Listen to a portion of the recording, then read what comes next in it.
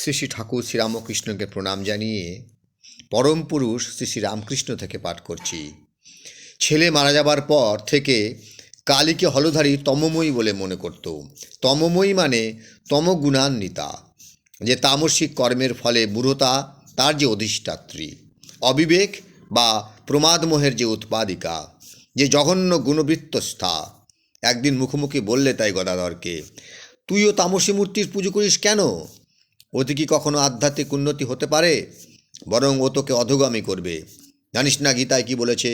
অধো গচ্ছন্তি তামসা। ইষ্টনিন্দা শুনে বিমর্ষ হয়ে গেল গদাধর। কিন্তু সাধ্য কি হলধারীর সঙ্গে সে তর্ক করে?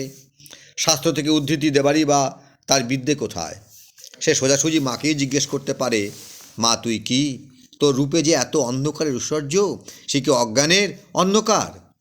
মাকে সে তাই বলল সরলভাবে, বল তুই কি, তুই কে? তুই না বলে দিলে আমি বুঝবো কি করে? আমি কি শাস্ত্র জানি না ব্যাকরণ জানি? যখন তুই আমাকে তা শেখালি না, তখন নিজে থেকে আমাকে সব দেখিয়ে দে, নইলে হলদারির সঙ্গে আমি লড়ব কি দিয়ে?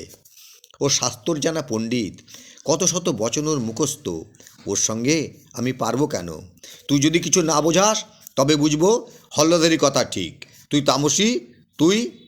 মা দেখিয়ে দিলেন, বুঝিয়ে দিলেন, বললেন, আমি ত্রিগুণাতীত, আবার সর্বগুণাশ্রয়ী, স্বরূপত নির্গুণ, আবার মারূপে সগুণ। নির্গুণ সগুণের অধিষ্ঠান, সগুণ নির্গুণের উদ্ঘাটন। সমুদ্রকে আশ্রয় করেই তরঙ্গের লীলা, তরঙ্গকে আশ্রয় করেই সমুদ্রের উন্মোচন। আবার আমি আকাশ, সমস্ত গুণের অতীত, প্রবৃত্তি নিবৃত্তি শূন্য। তবে রে, দ্রুত বেগে ছুটল গদাধর। হলধারী পুজো করছিল, একেবারে তার ঘাড়ে চেপে বসল। তবে রে, তুই আমার মাকে তামসী বলিস? মা মা সর্ববর্ণময়ী, আবার ত্রিগুণাতীত। এত শাস্ত্র পড়িস আর তুই এটুকু জানিস না? মুহ্যমানের মতো তাকিয়ে রইল হলধারী। কোথা থেকে কি হয়ে গেল বুঝতে পারল না। মনে হলো যেন গদাধর নয়, তার মাঝে সাক্ষাৎ জগদম্বার আবির্ভাব। ফুল বেলপাতা নিয়ে হঠাৎ গদাধরের পায়ে অঞ্জলি দিয়ে বসল। হৃদয় কাছেই ছিল, শুনিয়ে দিল টাস টাস, কি গো মামা, বলতে না গদাধর পাগল হয়েছে? এখন এখন যে নিজেই বড় পায়ে ফুল দিয়ে পুজো করছো? কি জানি, আমি বুঝি পাগল হয়ে গেলাম, বিজবলের মতো বললে হলধারী।